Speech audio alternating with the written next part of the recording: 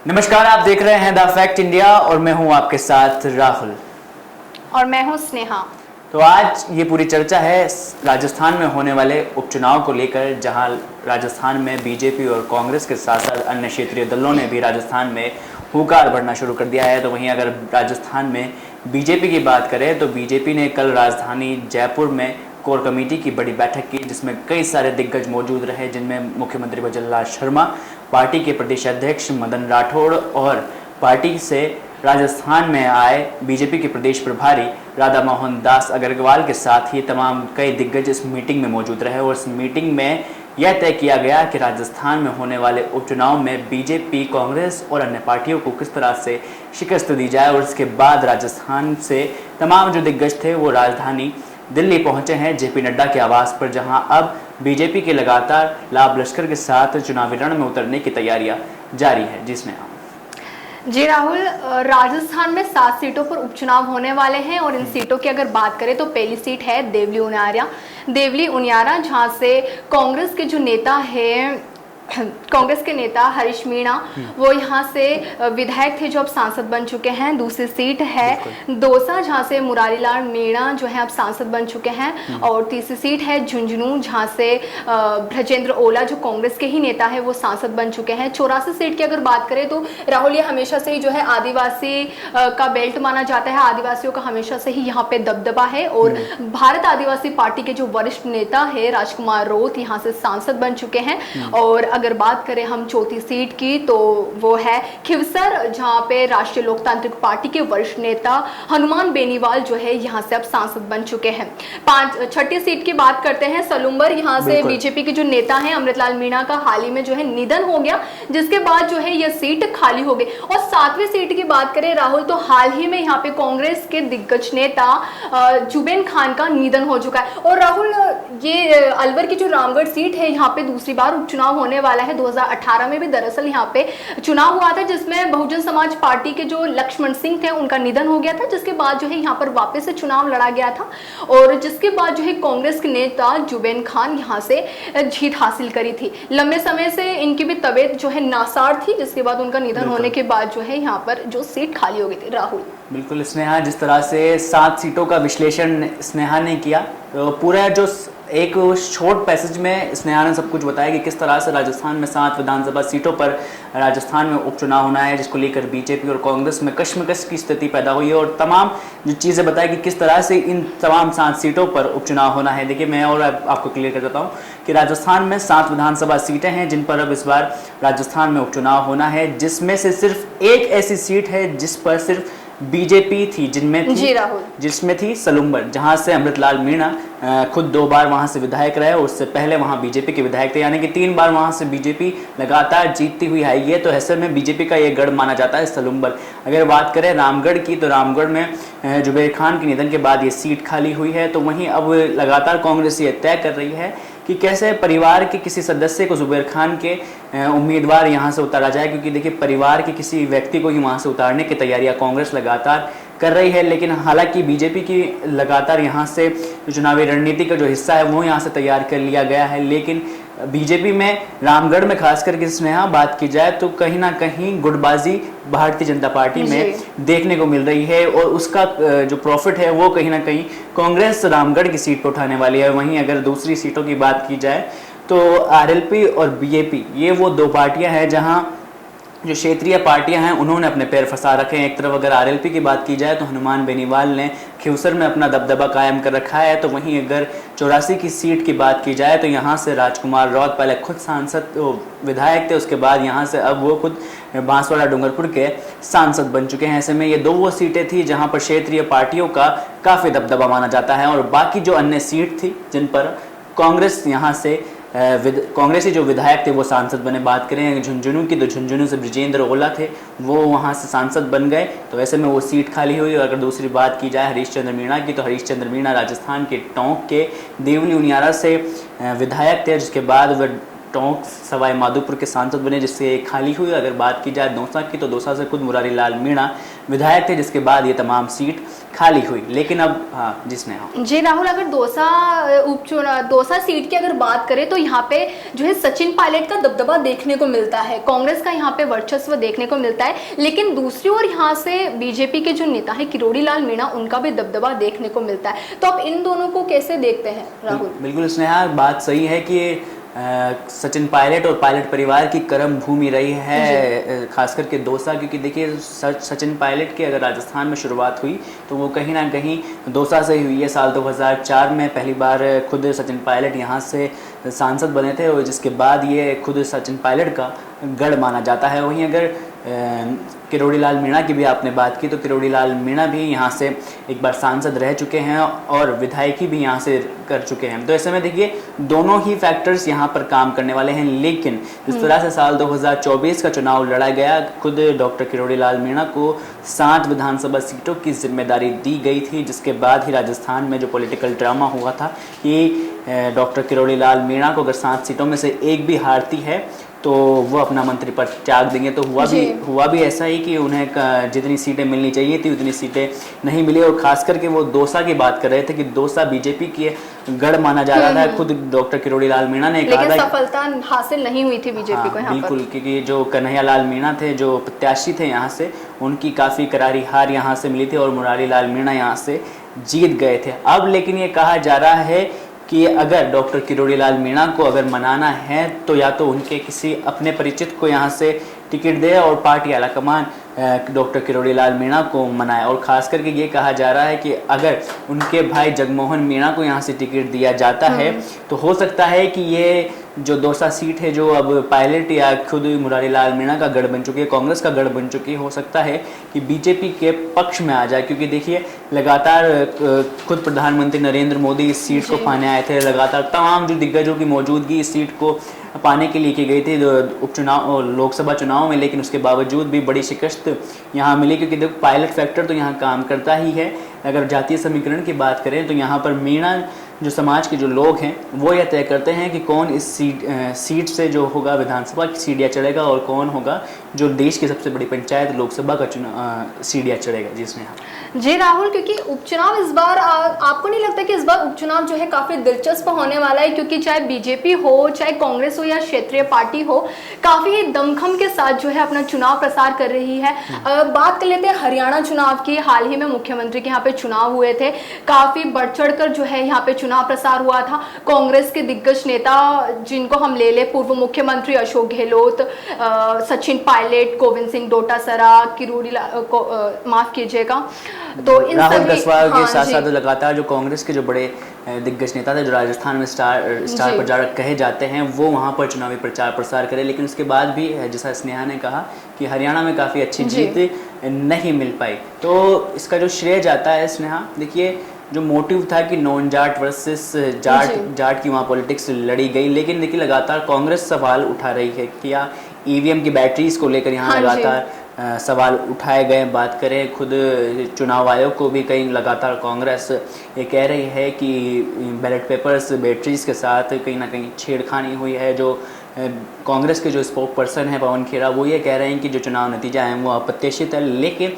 जिस तरह से चुनाव लड़ा गया, तमाम एग्जिट पोल्स को जितने भी राजनीतिक विश्लेषक थे, उनकी जो सियासी भविष्यवाणी थी उसको धराशायी करते हुए बीजेपी ने राजस्थान के बाद हरियाणा में अपनी सरकार बनाई और काफ़ी अच्छे तादाद में। बिल्कुल। और कहीं ना कहीं यहाँ पे हरियाणा में जो बीजेपी की सरकार बनने जा रही है तो इस पे सीधा असर उनको राजस्थान में होने वाले उपचुनावों में भी देखने को मिलेगा। हाल ही में सचिन पायलट का एक बयान आया जहाँ पे अजमेर में प्रेस कॉन्फ्रेंस के दौरान उन्होंने ये कहा था कि उन्होंने ये स्वीकार कराया कि जिस तरीके से उन्होंने यह मतलब कि बनाया था, रणनीति उन्होंने सेट करी थी, जिस तरीके से उन्होंने लगातार बीजेपी पर सवाल उठाए थे हरियाणा में जाकर कि 10 साल से उन्होंने क्या काम कराया। उन्होंने शिक्षा को लेकर हो गया, बेरोजगारी को लेकर हो गया, या फिर किसानों को लेकर मुद्दे बनाए हुए थे, लेकिन सफलता हासिल नहीं हुई। बीजेपी सरकार बनाने जा रही है और उन्होंने अपनी गलती मानी है और ये बोला है कि राजस्थान में जो उपचुनाव होने वाले हैं उसका हरियाणा से कोई तालमेल नहीं है, क्योंकि दोनों राज्य अलग है, दोनों के मुद्दे अलग है। और उन्होंने ये दावा दिलाया है कि 7 सीटों पर होने वाले उपचुनावों में वो काफी अच्छे से जो है सारी सीटों पर जीत हासिल करेंगे। राहुल बिल्कुल स्नेहा, सचिन पायलट वैसे काफ़ी बड़े दिग्गज नेता के तौर में अब राजस्थान सहित पूरे देश भर में माने जाते हैं। खुद सचिन पायलट ने भी हरियाणा में चुनाव प्रचार प्रसार किया। करीबन देखिए बताया ये जाता है कि करीबन 11 ऐसी सीटें थी जहां सचिन पायलट ने हरियाणा में भी चुनाव प्रचार प्रसार को उधार दिया, लेकिन उनमें से सिर्फ देखिए स्नेहा 3 ऐसी सीटें थी जो कांग्रेस के पाले में आई। लेकिन खुद अशोक गहलोत की आपने बात की, अशोक गहलोत को सीनियर ऑब्जर्वर के तौर पर हरियाणा भेजा गया था, तो उसके बावजूद भी कहा जाता है अशोक गहलोत को कि राजनीति के बड़े जादूगर माने जाते हैं, लेकिन उनका जो जादू था वो हरियाणा में नहीं चल पाया, जिसके चलते ही हरियाणा में बीजेपी को 48 सीटें मिली और कांग्रेस को बड़ी हार का सामना यहाँ करना पड़ा। क्योंकि देखिए लगातार राजस्थान के बाद अगर तमाम जो दिग्गज नेता थे, खुद राजनीतिक जो पंडित थे, उनके साथ साथ ही बड़े बड़े एजेंसीज चैनल्स के जो एग्जिट पोल्स आए थे, उनको बीजेपी ने बड़ी चैलेंज के साथ यहाँ पर अपनी सरकार बनाई है। और जल्द ही कहा ये जा रहा था कि नायब सिंह जो थे यहाँ से मुख्यमंत्री थे, उनके चेहरे पर यहाँ चुनाव लड़ा गया और उसका असर अब कहीं ना कहीं राजस्थान में भी देखने को मिल रहा है। सतीश पूनिया जो यहाँ से बीजेपी के प्रदेश प्रभारी बन के गए थे, उनको भी कहीं ना कहीं बहुत बड़ा एक्सटेंशन अब राजस्थान में मिलने वाला है। क्योंकि जिस तरह से कहा यह जा रहा था कि सतीश पूनिया को वसुंधरा की तरह साइड लाइन किया जा रहा है, लेकिन सतीश पूनिया ने जिस तरह से हरियाणा में अपना दमखम दिखाया, उसके बाद उन्होंने फैक्ट इंडिया से भी खास बातचीत में कहा था कि हरियाणा के बाद अब राजस्थान में भी उपचुनाव होना है और उपचुनाव में बीजेपी अच्छे बहुमत के साथ राजस्थान में जीत दर्ज करने वाली है। तो सतीश पूनिया की जो भूमिका थी वो हरियाणा में देखने को मिली और हरियाणा के बाद अब राजस्थान में भी कहीं ना कहीं 2 ऐसी सीटें मानी जाती है स्नेहा जहां जाट मतदाता अपना जो वर्चस्व है वो वो ये तय करते हैं कि कौन होगा जो यहाँ से विधानसभा की सीढ़ियाँ चढ़ेगा। तो उनमें बात कर लेते हैं, क्योंकि देखिए सतीश पूनिया का जो नॉन जाट वर्सेस जाट का जो था, तो वो हरियाणा में उनका जादू चला, क्योंकि खुद जाट दिग्गज नेता माने जाते हैं सतीश पूनिया। तो ऐसे ही अब हरियाणा की राजस्थान की भी 2 ऐसी सीटें हैं जिन पर कहीं ना कहीं सतीश पूनिया को अपना जादू चलाना पड़ेगा, जिनमें है पहली जो सीट है वो झुंझुनू है, तो दूसरी खुद आरएलपी सुप्रीमो हनुमान बेनीवाल की जो सीट है खींवसर। तो वहाँ पर जाट मतदाता ये तय करते हैं कि कैसे राजस्थान में जो ये तमाम सीटें पानी है, तो वहाँ इस सीट पर जो है जाति फैक्टर देखने को मिलता है। राहुल हाँ बिल्कुल, देखिए जातिगत समीकरणों को देखते हुए तो देखिए दोनों ही कोई भी पार्टी हो वो जरूर ये तय करती है कि जातीय समीकरण हो, एरिया का जो समीकरण है, तमाम जो चीज़ें हैं उनको एक मिश्रण के साथ चुनाव उम्मीदवार देती है और फिर जो पार्टी के अन्य कार्यकर्ता हैं वो यहाँ लगते हैं और कैसे उस चुनावी उम्मीदवार को वहाँ से जिता कर लाए, पार्टी की बड़ी जिम्मेदारी होती है। तो ऐसे में सतीश पूनिया को भी अब इन तमाम सीटों पर भी जिम्मेदारी दी जा सकती है। जिसने जी राहुल, अब बात करते हैं पार्टी की गठबंधन की, क्योंकि पिछले जो अभी हाल ही में जो लोकसभा चुनाव हुए थे, राजस्थान की 25 सीटें में से जो 11 सीटें हैं कांग्रेस ने इस बार इंडिया गठबंधन ने जीती, जिसमें से जो 2 सीट है वो भारतीय आदिवासी पार्टी और राष्ट्रीय लोकतांत्रिक पार्टी के उसमें आई थी। हाँ। तो यह देखने वाली बात होगी, क्योंकि इस सारे जो कांग्रेस के जो नेता हैं वो दावे कर रहे हैं कि इस बार वह गठबंधन के साथ नहीं उतरेगी, वह अपने बलबूते पर उतरेगी और उस सीट पर जो है जीतेगी। इस पर आपका क्या कहना है? बिल्कुल स्नेहा, गठबंधन की आपने बहुत अच्छी बात की। देखिए गठबंधन को लेकर हमेशा से ही राजस्थान में लोकसभा चुनाव हुआ, तो लोकसभा चुनाव में करीबन देखिए 11 सीट की आपने बात की, 11 सीटों पर राजस्थान में जीत दर्ज हुई और कांग्रेस हमेशा से ये कह रही थी, यानी कि इंडिया गठबंधन ये शुरू से कहता हुआ नजर आ रहा था कि करीबन 1 दर्जन या 1 दर्जन से ज़्यादा सीटें हम राजस्थान में जीतेंगे। और हुआ भी यही कि देखिए एक सीट आरएलपी को गई तो दूसरी बीएपी को, एक माकपा को, जो खुद सीकर से जो प्रत्याशी थे इंडिया गठबंधन के, तो उन्हें अमराराम, तो उन्हें 1 सीट गई, तो 3 ये सीट ऐसे गई। तो और बाकी 8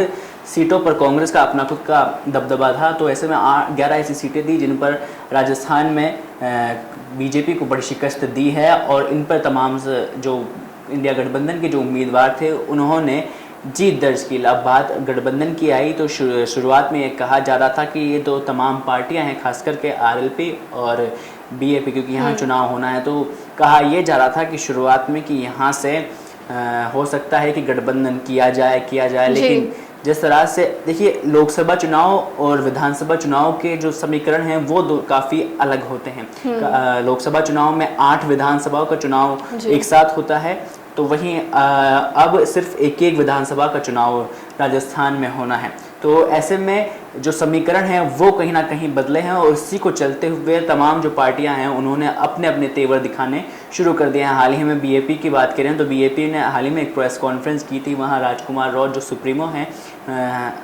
बीएपी के, तो उन्होंने ये कहा था कि हालांकि अभी तक कोई स्पष्ट बात तय नहीं की गई है, लेकिन अभी के जो समीकरण है और जो अभी तक बात निकल कर आई है उसमें राजकुमार राउत ने ये कहा था कि अभी तक हमारा कोई कांग्रेस या किसी भी पार्टी के साथ अभी तक गठबंधन साफ नहीं है। तो वहीं अगर हनुमान बेनीवाल की पार्टी आरएलपी की बात की जाए तो लगातार आरएलपी सुप्रीमो हनुमान बेनीवाल का ये कहना है कि उनका जो गठबंधन है वो दिल्ली में है, यानी कि लोकसभा के अंदर उनका गठबंधन है, ना कि विधानसभा के अंदर। तो और लगातार वो खुद भी कांग्रेस के लोगों के खिलाफ वो लगातार अब खुद अपना भी आक्रामक रुख दिखाते हुए नजर आ रहा है। हरियाणा की सियासत की बात की जाए या फिर राजस्थान की, हरियाणा में भी उन्होंने अपने अलग तलक तेवर दिखाए और जिसके बाद अब राजस्थान में वो लगातार कई सारी बयानबाजी करते हुए नजर आ रहे हैं। तो ऐसे में गठबंधन की जो बात है, हो सकता है कि गठबंधन ना हो, क्योंकि अब अलग अलग ही पार्टियां लड़ेगी और देखिए कब काफ़ी कम समय बचा है, कभी भी चुनाव आयोग तारीखों की घोषणा कर सकता है। तो ऐसे में पार्टियों ने तो अपनी तैयारियां कर दी है, लेकिन इन तमाम जो ये 2 सीटें हैं इन पर बीजेपी और कांग्रेस के लिए कहीं ना कहीं बहुत बड़ी मुश्किलें हैं। खुद आरएलपी सुप्रीमो हनुमान बेनीवाल और राजकुमार राउत। जी राहुल, के 7 सीटों पर उपचुनाव होने वाले हैं, जिसमें से बीजेपी के हाथ में सिर्फ सलूम्बर सीटें, लेकिन बीजेपी पूरी कोशिश कर रही है कि 7 सीटों पर जो है वो अपने ऐसे उम्मीदवारों को खड़ा करे जहां से जो है उनको जीत हासिल हो। और अगर हम बात करें पिछले लोकसभा चुनाव की, तो राजस्थान में होने वाली 25 की 25 सीटों में जो है कांग्रेस को एक भी सीट नहीं मिली थी। और इसके बाद जो है अब जो चुनाव हुए और इतने ज्यादा जो उनको सफलता मिली, 11 सीट जो उनको मिली, तो कहीं ना कहीं जो है कांग्रेस के लिए काफी जो है सराहने वाली बात है, क्योंकि कांग्रेस को जब पिछले चुनाव में एक भी सीट नहीं मिली और इस बार जो है उनको इंडिया गठबंधन के साथ 11 सीटें मिली, जिसमें से सिर्फ 2 ही जो सीट है जो इंडिया गठबंधन के साथ है, बाकी उन्होंने बलबूते पे अपने खुद के में करी है।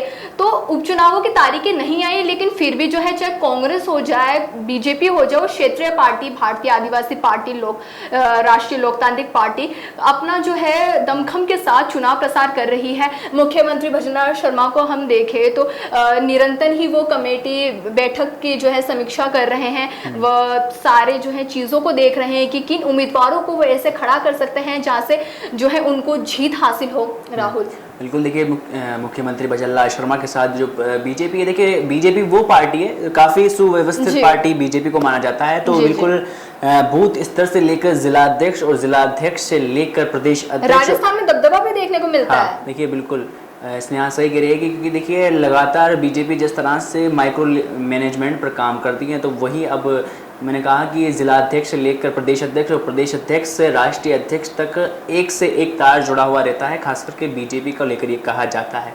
तो देखिए बीजेपी लगातार तमाम 5-7 सीटों पर घूम चुकी है। अपने जो राजस्थान प्रभारी आए हैं राधा मोहन दास अग्रवाल, उन्होंने तमाम जो 7 सीटें हैं उन पर जाकर अपना जो होमवर्क था वो यहाँ पर कर लिया है कि और कैसे ये भी बताया जा रहा है कि स्नेहा जो राजनीतिक विश्लेषक है राजस्थान के बड़े बड़े दिग्गज हैं, उन्होंने ये तय कर लिया है, उन्होंने की तरफ से कई सारी जो सुर्खियाँ हैं वो बयानबाजी वो ये देखने को मिल रही है। उनका कहना है कि राजस्थान में 3 पैनलों का नाम भी चयन कर लिया गया है, जिसमें से 3 नाम बीजेपी ने डिसाइड कर लिया कि कौन वो 3 कैंडिडेट हो सकते हैं जो इन तमाम 7 सीटों पर चुनावी रण में उतर कर अपने आप को विधानसभा की खुद सीढ़ियाँ चलाएं। लेकिन इस बार के राजस्थान के चुनाव में ये तक कहा जा रहा है कि हो सकता है कि जो बीजेपी के जो बड़े दिग्गज नेता थे वो जहां लोकसभा चुनाव में हार गए या फिर विधानसभा में जो अभी ना है, उनको कहीं ना कहीं इन 7 सीटों पर सेट करने की बात कही जा रही है। हो सकता है खुद सतीश पूनिया को यहाँ से कहीं बड़ी जिम्मेदारी दी जाए, क्या पता राजेंद्र राठौड़ को कहीं किसी सीट से उतारा जाए। तमाम जो बड़े बड़े दिग्गज नेता हैं उनको हो सकता है कि राजस्थान में इन तमाम सीटों पर उतारा जाए। खुद मुख्यमंत्री भजनलाल शर्मा, पार्टी के प्रदेश अध्यक्ष मदन राठौड़ और राधा मोहन दास अग्रवाल जो बीजेपी के प्रदेश प्रभारी बनकर राजस्थान में मेहमान के तौर पर आए हैं, वो लगातार ये कोशिश करेंगे कि कैसे इस बार राजस्थान की तमाम 7 के 7 सीटें बीजेपी के झोली में कैसे आए और इन तमाम सीटों पर कमल कैसे खिले। और जी स्नेहा। राहुल, क्योंकि बीजेपी लगातार ही काफी बढ़ चढ़कर जो है चुनाव प्रचार कर रही है। वह चाहती है कि 7 सीटें जो क्योंकि उनके राज्य में तो उनकी सरकार है, लेकिन फिर भी वह चाहती है कि उनकी जो उपचुनावों में जो सीटें हैं उनके नाम पर आए। जैसे सलूम्बर की ही एक सीट जो है उनके नाम पर है, लेकिन वह चाहती है। लेकिन कहीं ना कहीं कांग्रेस भी इस बार जो है बीजेपी की टक्कर में दिखाई दे रही है राहुल। बिल्कुल, देखिए लगातार कांग्रेस भी कमेटी बना चुकी है। तमाम जो सीटें हैं वहाँ पर जो जिस भी बड़े दिग्गज नेता के जो इलाके हैं वहाँ पर वो खुद दिग्गज नेता पहुँचे हैं और तमाम 3 जो कमेटी के मेंबर बनाए गए हैं, जिनमें खुद वहाँ से जो प्रत्याशी थे यानी कि लोकसभा चुनाव में जो जीते थे वो, यानी कि जैसे दौसा की अगर बात कर लें तो दौसा से खुद मुरारी लाल मीणा को एक जिम्मेदारी दी गई है, सचिन पायलट और तमाम वहाँ के जो जिलाध्यक्ष हैं, इन तीनों को ही ऐसे बड़ी जिम्मेदारी है। तो ऐसे तमाम जो 7 सीटें हैं इन पर अलग अलग जो लोग हैं, बड़े दिग्गज नेता हैं, उनको जिम्मेदारी सौंपी गई है। खुद यहाँ टोंक की देवली उनियारा की बात की जाए तो यहाँ से हरीश चंद्र मीणा को दिया गया है। तो कहीं किशनगढ़ के जो विधायक हैं विकास चौधरी, उन्हें भी बड़ी जिम्मेदारी दी गई है। हरिप्रसाद बैरवा जो कांग्रेस के जो जिलाध्यक्ष है, उन्हें भी यहाँ से जिम्मेदारी दी गई है। तो देखिए लगातार जो कैसे कांग्रेस भी देखिए माइक्रो मैनेजमेंट पर इस बार काम कर रही है। तो कैसे, क्योंकि देखिए राजस्थान में उपचुनाव होना है और उपचुनाव को लेकर बेहद ये है कि कांग्रेस कैसे राजस्थान में जीते, क्योंकि पार्टियों का यह कहना है, क्योंकि धीरे धीरे वो अपना दबदबा भी बनाती जा रही है राजस्थान में जो है। काफी जनता उनको पसंद भी कर रही है कांग्रेस को। जैसे कि हमने बात करी थी कि 11 सीटें जो है कांग्रेस को मिली थी, सरकार बनी ही थी। जस्ट राजस्थान में भजनलाल के बीजेपी की सरकार बनी ही थी, और ऐसे में जो है 11 सीटें कांग्रेस के नाम पर होना, तो ये बहुत ही ज्यादा बड़ी बात है राहुल। बिल्कुल, देखिए जिस तरह से राजस्थान में चुनाव हुआ, खुद बड़े बड़े दिग्गज नेता बीजेपी की ओर से आए, लेकिन कांग्रेस में इस बार ज़्यादा दिग्गजों की मौजूदगी देखने को नहीं मिली गई थी। खास करके राजस्थान के जी जो बड़े स्टार प्रचारक मान जाते हैं, खुद अशोक गहलोत की तबीयत इस बार खराब थी, लेकिन अशोक गहलोत ने इतना प्रचार प्रसार राजस्थान में नहीं किया। इसका जो चुनावी मोर्चा था वो राजस्थान में खुद गोविंद सिंह डोटासरा जो कांग्रेस के प्रदेश अध्यक्ष हैं उन्होंने संभाला। उनका जो डांसिंग स्टाइल प्रचार, गोविंद सिंह डोटासरा भी आजकल काफी चर्चाओं में आ रहे हैं। उनका जो तेजो सुपर डुपर डांस है वो काफी हिट नजर आता हुआ दिखाई दे रहा है राहुल। बिल्कुल, देखिए उसको भी कहीं ना कहीं लोगों ने अपना सराहा है, उसको भी कहीं ना कहीं लोगों ने पसंद किया है, और उसी लोग कहीं ना कहीं अपनापन महसूस कर रहे हैं। गोविंद सिंह डोटासरा की इस तरीके के जो डांस वीडियो सामने आ रही है, लोग अपनापन महसूस कर रहे हैं, लोग कनेक्ट कर पा रहे हैं। जिस तरीके से वो, आपने अगर देखा होगा राहुल, जिस तरीके से वो नॉर्मल भाषा में युवाओं के साथ जो है तालमेल बिठाते हैं, युवाओं के साथ जो है मुद्दों पर बात करते, तो एक तरीके से ऐसा लगता है कि युवा जो है सामने से उनसे कनेक्ट करते हैं इन बात को। बिल्कुल, स्नेहा की जैसे स्नेहा ने बताया कि राजस्थान में गोविंद सिंह डोटासरा को काफी हद तक पसंद किया जा रहा है, जहाँ तक मेरा मानना है और जहाँ तक राजस्थान में कहा यह जा रहा है। क्योंकि देखिए शेखावाटी अंचल से खुद गोविंद सिंह डोटासरा आते हैं, लक्ष्मणगढ़ से विधायक हैं, तो उनका जो कहने का जो स्टाइल है जो अब काफ़ी अच्छा हो गया है। जो कनेक्शन और अट्रैक्शन का जो बात करते हैं हम, तो वो काफ़ी अच्छा हो गया। तो ऐसे में व्यक्तिगत जुड़ाव खुद डोटासरा से इस बार राजस्थान में देखने को मिला है, और उसके चलते ही राजस्थान में कहीं ना कहीं शेखावाटी रीजन हो या फिर राजस्थान की तमाम सीटें हों, उन पर कांग्रेस को काफ़ी बड़ी जीत मिली है। और ये अब राजस्थान में उपचुनाव है, तो देखिए कांग्रेस के जो प्रदेश अध्यक्ष है गोविंद सिंह डोटासरा, उन्होंने भी राजस्थान में तमाम 7 सीटों का जायजा लिया है, खुद वहाँ पहुँचे हैं। खुद जब राधा मोहन दास राजस्थान आए थे तो उससे पहले ही खुद गोविंद सिंह डोटासरा ने राजस्थान में मोर्चा संभाल लिया था। खुद सचिन पायलट की अगर बात की जाए तो सचिन पायलट का जिन जिन सीटों पर दबदबा है उन पर भी सचिन पायलट गए हैं। दौसा की बात की जाए, खुद यहाँ देवली उनियारा की बात की जाए, झुंझुनू की बात की जाए, तो इन तमाम सीटों पर राजस्थान में खुद सचिन पायलट ने भी दौरा कर लिया है। और इस बार इन दोनों ही पार्टी के जो दिग्गज नेता है, इनकी वजह से ही राजस्थान में कहीं ना कहीं कांग्रेस जो है फल रही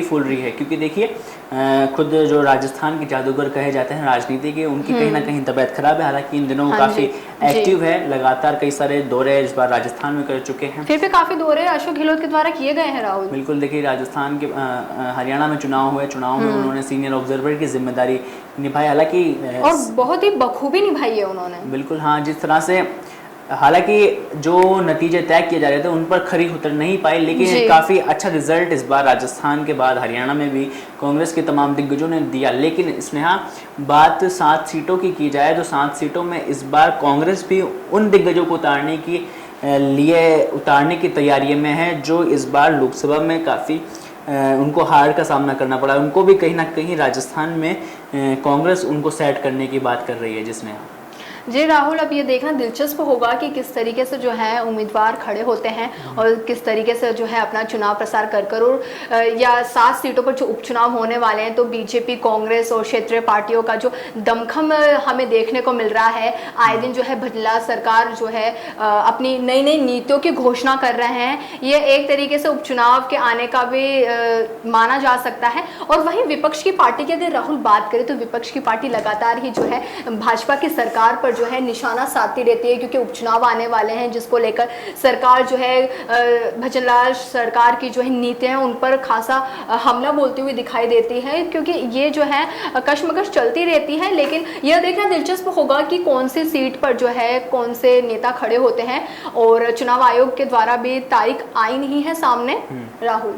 बिल्कुल, स्नेहा ने जिस तरह से दावेदारों की बात की तो दावेदारों का भी एक बार आपको बता देते हैं। जिस तरह से आंकड़े फिलहाल जो उन 3 पैनल के नाम हैं उनको मैं एक बार बता देता हूं। अगर दौसा की बात की जाए तो दौसा से खुद मुरारी लाल मीणा खुद विधायक थे, तो अब सांसद बन चुके हैं। उनकी सीट कांग्रेस का गढ़ मानी जाती है। सचिन पायलट का इस सीट पर काफ़ी दबदबा माना जाता है। तो उस पर अगर टिकट के दावेदारों की अगर हम बात की जाए तो मैं बता देता हूँ एक बार। जगमोहन मीणा जो मंत्री किरोड़ी लाल मीणा के भाई हैं और बड़ा आदिवासी चेहरा माने जाते हैं, और ऐसे में ये कहा जाता है कि मीणा वोटर्स ये तय करते हैं कि कैसे यहाँ पर विधानसभा की सीढ़ियाँ यहाँ के मीणा वोटर्स यहाँ उन्हें जो भी प्रत्याशी होता है उससे चढ़वाते हैं। और ख़ास करके जगमोहन दौसा के अंदर काफ़ी एक्टिव हैं। शंकर लाल शर्मा की बात की जाए तो यहाँ से पूर्व विधायक और ब्राह्मण चेहरा है, तो हो सकता है कि पार्टी यहाँ पर ब्राह्मण चेहरे पर भी इस बार दाव खेल जाए। लेकिन कहीं ना कहीं अगर पॉसिबिलिटी की बात की जाए तो 100 में से प्रतिशत देने की बात की जाऊँ तो कहीं ना कहीं जगमोहन मीणा जो किरोड़ी लाल मीणा के भाई हैं उनका अगर परसेंटेज बात करूँ तो 70% ऐसा माना जा रहा है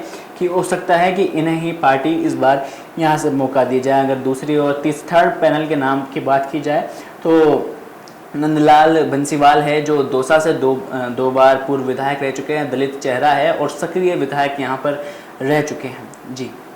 जी अगर दूसरी सीट की बात करें, देवली उनियारा सीट की बात करें तो यहाँ से जो है हरीश मीणा सांसद बन चुके हैं। यहाँ पर जो है खासा कांग्रेस का जो है दबदबा देखने को मिलता है और जो कांग्रेस है अपनी सीट को बचाने की पूर्णतः ही संभव कोशिश करेगी यहाँ पर। और यहाँ पर जो है बीजेपी अपने मजबूत प्रत्याशी को उतारने की जो है कोशिश करेगी। अगर बीजेपी के टिकट दावेदारों की बातें करें तो राजेंद्र गुर्जर जो है पूर्व विधायक थे, पिछली बार भी टिकट के दावेदार नेता रहे हुए हैं। इसके अलावा जो है नाम सुर्खियों में आ रहा है विजय बेसला, कर्नल किरोड़ी लाल बेसला के जो ये पुत्र हैं। और अगर बात करें हम कांग्रेस से तो कांग्रेस के भी जो है काफ़ी जो है नेता यहाँ पर खड़े करने को उम्मीदवार जो है यहाँ से टिकट के दावेदारों की बात करें तो नमो नारायण मीणा जो पूर्व केंद्रीय मंत्री भी हैं और सांसद बन चुके हैं, पिछली बार भी विधायक हरीश मीणा के भाई कदावर और उम्मीदवार मीणा जो नेता यहाँ पे रहे हुए हैं, तो इनको जो है उठाने की बात की जा रही है राहुल। बिल्कुल स्नेहा, कहीं ना कहीं देखिए मैं आपको एक और बात बता देता हूँ देवली उनियारा की खास करके।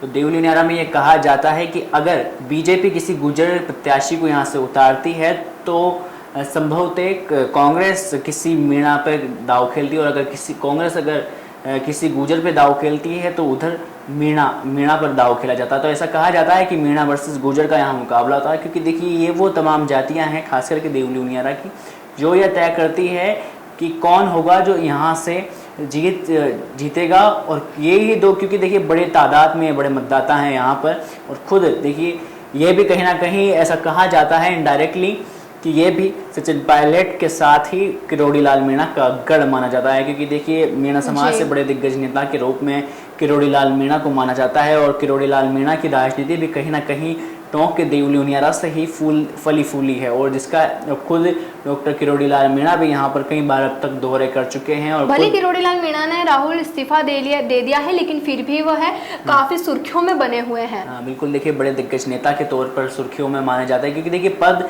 उनका खुद का यह मानना है, ऐसा कहा भी जाता है कि पद हो या ना हो खुद की एक गरिमा होती है। कि देखिए इंसान का खुद होता है कि पद हो या ना हो, लेकिन खुद की अपनी एक गरिमा होती है। तो ऐसे में बात अगर टोंक के देवली उनियारा की जाए तो कहीं ना कहीं राजस्थान में कश्मकश की स्थिति तो इस सीट पर ही है, लेकिन इस सीट पर बड़े दिग्गज नेताओं को उतारने की तैयारियां हैं। जैसा कि स्नेहा ने बताया कि नमो नारायण मीणा पहले सांसद रह चुके हैं, विधायक रह चुके हैं और यहाँ से भी कहीं ना कहीं विधायक रह चुके हैं। तो पहले नमो नारायण वो चेहरा है जिसने मीणा समाज को बहुत सारी चीज़ें दी है और आज भी कहीं ना कहीं डॉक्टर किरोड़ी लाल मीणा के बाद अगर किसी मीणा दिग्गज नेता को माना जाता है तो वो खुद नमो नारायण मीणा है और मीणा लोगों का ही यहाँ दबदबा माना जाता है। तो हो सकता है कि यहाँ से उन्हें उतारा जाए। और देखिए हरीश चंद्र मीणा के भाई भी हैं नमो नारायण मीणा, तो हो सकता है कि परिवार के सदस्य के चलते हो सकता है कि हरीश चंद्र मीणा का वीटो लग कर ये नमो नारायण मीणा यहाँ से उतरे। और अगर बीजेपी की बात की, जिस तरह से 3 नाम स्नेहा ने बताया, राजेंद्र गुर्जर, विजय बैंसला, विक्रम सिंह गुर्जर और खुद जो राजस्थान के पहले पूर्व मंत्री रह चुके हैं प्रभुलाल सैनी। तो ऐसे में ये वो लोग हैं जो राजस्थान की इन तमाम सीटों पर उतरेंगे, क्योंकि देखिए ये देवली उनियारा वो सीट है स्नेहा जहाँ से बड़े दिग्गजों को उतारने की तैयारी है। और ये तो कहा तो ये भी जा रहा है कि हो सकता है कि दौसा या फिर राजस्थान की देवली उनियारा सीट पर या तो नरेश मीणा जिन्होंने पार्टी में पहले हलचलें पैदा कर दी थी लोकसभा चुनाव के टाइम, उन्होंने दौसा से चुनाव लड़ने की ताल ठोक डाली थी, जिसके बाद सचिन पायलट का उनको फ़ोन गया बताया, जिसके बाद उन्होंने अपना नामांकन वापस लिया, यानी कि नामांकन भरने ही वापस वो गए नहीं। तो हो सकता है कि कहीं ना कहीं उन्हें यहाँ पर सेट किया जाए। बात अगर की जाए खुद प्रहलाद गुंजल की जो बूंदी और कोटा से प्रत्याशी थे कांग्रेस के, उन्होंने ओम बिरला को बड़ी शिकस्त देने की कोशिश की लेकिन हार गए। लेकिन हो सकता है कि उन्हें भी कहीं ना कहीं यहाँ पर सेट करने की कोशिश बीजेपी और कांग्रेस की तरफ से की जाएगी, क्योंकि देखिए प्रहलाद गुंजल भी काफ़ी बड़े दिग्गज नेता माने जाते हैं। खुद राजस्थान में काफ़ी अच्छी भूमिका उनकी रही है, संघ के बड़े आदमी माने जाते हैं। और देखिए गुर्जर समाज का बड़ा चेहरा है, खास करके क्या नाम है प्रहलाद गुंजल। तो हो सकता है कि इन्हें सेट किया जाए। विजय बैंसला की अगर बात की जाए तो विजय बैंसला को पहले भी यहाँ पार्टी ने उतारा था, लेकिन हार हुई थी और काफ़ी बड़े अंतराल के साथ यहाँ पर विजय बैंसला को हरीश चंद्र मीणा ने हराया था। और वहीं अगर राजेंद्र गुर्जर की बात की जाए तो इसमें मैं आपको बता दूं कि राजेंद्र गुर्जर वो नेता है जो पहले यहाँ से विधायक रह चुके हैं और उसके बाद उन्हों की जगह उनका टिकट काट कर विजय बैंसला को दिया गया था। तो जिसके बाद यहाँ पर जो आपसी कलह है वो इन दोनों के बीच में हो गया था और यही कहा जा रहा था कि कहीं ना कहीं अगर विजय बैंसला की अगर देवली उनियारा पर हार हुई है तो वो राजेंद्र गुर्जर की वजह से हुई। तो खुद यहाँ राजधानी जयपुर हो, यहाँ पर भी काफ़ी विरोध हुआ था विजय बैंसला का कि किसी स्थानीय प्रत्याशी को यहाँ पर उतारा जाए। तो हो सकता है कि इस बार भी ऐसा कुछ देखने को मिले। खुद विक्रम सिंह गुर्जर हैं, वो पहले कांग्रेस के नेता माने जाते थे, कांग्रेस से मैंडेट नेता थे। उनको कांग्रेस से टिकट मांगे थे लेकिन टिकट दिया नहीं। इसके बाद उन्होंने आरएलपी ज्वाइन किया, आरएलपी से वहाँ से चुनाव लड़ा, हारे। करीबन 19,000 वोट विक्रम सिंह गुर्जर को आए थे। लेकिन अब उन्होंने वापस बीजेपी ज्वाइन की है और बीजेपी ज्वाइन कर पार्टी से उम्मीद ये जताई जा रही है कि विक्रम सिंह गुर्जर को यहाँ से उतारा जाए। तो हो सकता है कि इनको भी यहाँ से उतार कर पार्टी किस तरह से दाव खेलती है, क्योंकि देखिए विक्रम सिंह गुर्जर भी काफ़ी बड़ा चेहरा देवली उनियारा की सियासत में माना जाता है, क्योंकि विक्रम सिंह गुर्जर ने आरएलपी पार्टी से ही करीबन 19,000 वोट लिए थे जिसने। जी, और अगर अब दूसरी सीट की बात करते हैं, सलूम्बर सीट की अगर बात करें तो उदयपुर की सलूम्बर सीट, जहां से बीजेपी के जो नेता है अमृतलाल मीणा, उनका निधन हो चुका है और ये 7 सीटों में से केवल एक सलूम्बर की सीट ही है जो बीजेपी के पास है। और ऐसे में बीजेपी के सामने इस सीट को बचाने के ऊपर काफ़ी जो है वो बचाने की कोशिश कर रही है और यहाँ पर सहानुभूति फैक्टर जो है सत्ताधारी दल के साथ वो खेल सकती है। और अगर यहाँ पे बीजेपी के टिकट के दावेदारों की अगर बात करें तो अविनाश मीणा जो है दिवंगत पूर्व विधायक जो अमृतलाल मीणा के जो है बेटे हैं, सहानुभूति सेक्टर के कारण बड़ा वोट बैंक के साथ वो है यहाँ पर उतर सकते हैं। नरेंद्र मीणा हो गए, अविनाश मीणा के चुनाव नहीं लड़ने की स्थिति में जो है उम्मीदवार मजबूत लंबे समय से टिकट मांग रहे हैं यहाँ पर।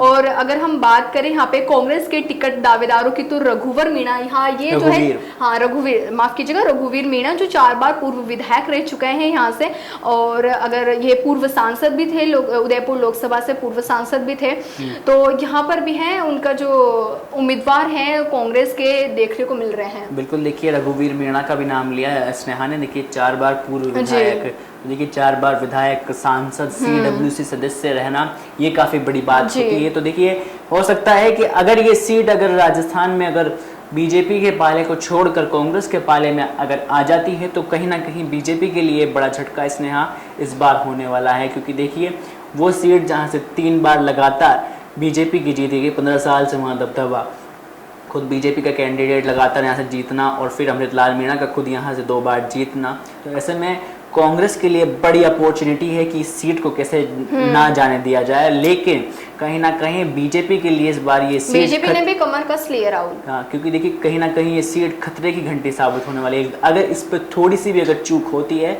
तो बीजेपी को बड़ा जो फैक्टर है वो यहाँ से खोती हुई नजर आएगी स्नेहा जी। और अगर दूसरी सीट की बात करें, अलवर की रामगढ़ सीट की बात करें, तो यहाँ से जो कांग्रेस के दिग्गज नेता जुबेन खान का निधन हो गया। और राहुल एक बात हो रही है कि जुबेन खान जो है यहाँ से 3 बार विधायक हो चुके हैं। 3 दशकों से ही जो है उनके परिवार का यहाँ पे दबदबा रहा हुआ है। और ऐसे में यहाँ पर भी जो है कांग्रेस सहानुभूति फैक्टर खेल सकती है, क्योंकि कांग्रेस की तरफ से दावेदारों की अगर बात करें तो जुबेन खान के परिवार में उनकी पत्नी का नाम जो है काफी सुर्खियों में है, सूफिया जुबैर खान। सूफिया जुबैर खान, उनके काफी उनका नाम जो है सुर्खियों में बना हुआ है, क्योंकि कांग्रेस उनके परिवार में ही किसी को खड़ा कर सकती है। और अगर बात करें हम यहाँ के बीजेपी के दावेदारों की, तो ज्ञानदेव आहूजा पूर्व विधायक रह चुके हैं, बीजेपी के वरिष्ठ नेता हैं। और जय आहूजा भी हैं यहाँ पर, पूर्व विधायक ज्ञान आहूजा के ही ये जो बेटे हैं, बेटे यहीं पे ही हैं, तो इनका भी जो है नाम लिया जा रहा है। देखिए स्नेहा, बिल्कुल देखिए जुबैर खान के निधन के बाद ये पूरी सीट खाली हुई।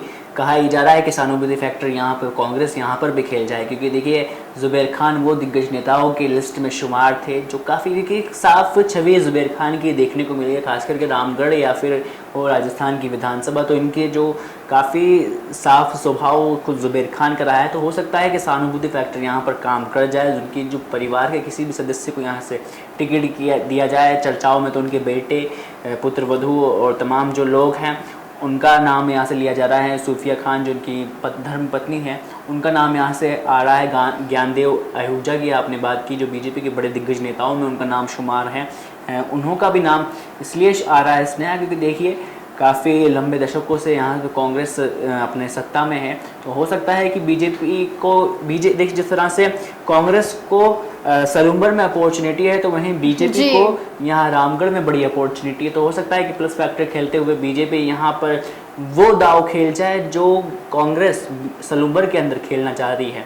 तो हो सकता है इन दोनों ही सीटों पर पार्टियां सहानुभूति का खेल जरूर खेलेगी जिसमें हाँ। और सीट पे राहुल हिंदू मुस्लिम का जो है सामाजिक समीकरण भी देखने को मिल रहा है, तो इसमें आप क्या कहेंगे? बिल्कुल स्नेहा, यहाँ पर देखिए बात की जाए तो मुस्लिम मतदाताओं की काफ़ी अच्छी संख्या मानी जाती है और खासकर जुबैर खान का कहा यह जाता है कि देखिए उनके परिवार का काफी समय से यहाँ पे वर्चस्व है राहुल। 3 दशकों से ही जो है सीट पर है। खुद जो जुबैर खान है 4 बार यहाँ पर विधायक रह चुके हैं। बिल्कुल स्नेहा, जिस तरह से जातिगत फैक्टर्स की स्नेहा ने बात की, तो जातिगत फैक्टर की बात करें तो मुस्लिम मतदाताओं के साथ हिंदू मतदाताओं की भी काफ़ी संख्या है, लेकिन खासकर के मुस्लिम मतदाता ही ये तय करते हैं कि कौन होगा जो इस सीट से जीत दर्ज करेगा। या लेकिन मुस्लिम मतदाताओं की काफ़ी बड़ी भूमिका खास करके रामगढ़ की भी इस सीट पर मानी जाती है। तो हो सकता है कि किसी मुस्लिम कैंडिडेट को भी यहाँ से चुनावी रण में उतार कर बीजेपी या कांग्रेस लगातार अपने विरोधी दल को शिकस्त देने की कोशिश की जाए। जी इसमें जी राहुल, अब बात उन सीटों को लेकर कर लेते हैं जिसको लेकर राजस्थान में त्रिकोणीय मुकाबला राजस्थान में आने वाला है। जी बात की जाए खासकर के बीएपी की, तो बीएपी वो राजस्थान में पार्टी बन चुकी है स्नेहा। 10 सितंबर साल 2023 के दिन इस पार्टी का राजस्थान में उदय हुआ था और उदय होने के साथ ही आज इस पार्टी के पास करीबन अपने खुद के 4 विधायक, जिसमें से 3 राजस्थान में विधायक है, तो बल्कि 1 विधायक का मध्य प्रदेश के अंदर है। तो और वहीं अगर सांसद की बात की जाए तो इसके जो सुप्रीमो हैं खुद राजकुमार रोहत, वो अब सांसद बन चुके हैं। तो ऐसे में त्रिकोणीय संघर्ष इस सीट पर इसलिए भी माना जाता है क्योंकि देखिए बीजेपी और खास करके बीएपी की बिल्कुल नहीं बनती। खास करके जब से मदन दिलावर ने आदिवासियों को लेकर जो स्टेटमेंट दिया था, जिसके बाद से ही लगातार राजकुमार रोहत की जो पार्टी है बीएपी, वो कहीं ना कहीं बीजेपी के खिलाफ हमलावर होती हुई नजर आ रही है। खुद मन्नालाल रावत जो उदयपुर से सांसद हैं, उनको लेकर उनके आए दिन बयान आते हुए नजर आते हैं। खुद टीएडी मंत्री बाबूलाल खराड़ी, उनका भी कहीं ना कहीं इन तमाम चीज़ों को लेकर आपसी क्लैश इन दोनों के बीच में होता रहता है, खासकर के बीजेपी और बीएपी के बीच में। तो ऐसे में बीएपी और कांग्रेस के बीएपी और बीजेपी के बीच में तो लगातार यहाँ पर क्लैश बिल्कुल संभवतः है। और अगर बात कांग्रेस की जाए तो कांग्रेस में हालांकि यहाँ से कोई बड़े उम्मीदवार की कोई ऐसे बात नहीं की जा रही है, लेकिन कहा यह जा रहा है कि कहीं ना कहीं बीजेपी और कांग्रेस की बीजेपी की लड़ाई में कहीं ना कहीं कांग्रेस पीछे से अपना जो गेम है वो कहीं ना कहीं 84 विधानसभा सीट पर खेलने जाए, इसको लेकर लगातार राजकुमार रौत चौकन्ना है। अब बात अगर आरएलपी की जाए स्नेहा, तो आरएलपी में हनुमान बेनीवाल वो दिग्गज चेहरा है जो इन्होंने पहले मिर्ज़ा ख़ानदान को हराने की वहाँ से बात की और लगातार मिर्ज़ा परिवार को वहाँ से शिकस्त देते हुए नज़र आ रहे हैं। पहले लोकसभा चुनाव जीता, उसके बाद विधायक बने, फिर लोकसभा लड़ा, फिर विधायक बने। तो ऐसे लगातार उनका जो सियासी मजबूती है वो यहाँ पर बढ़ती हुई नज़र आ रही है। अब देखना दिलचस्प होगा कि राजस्थान की इन तमाम सीटों पर क्या किस तरह से तमाम पार्टियाँ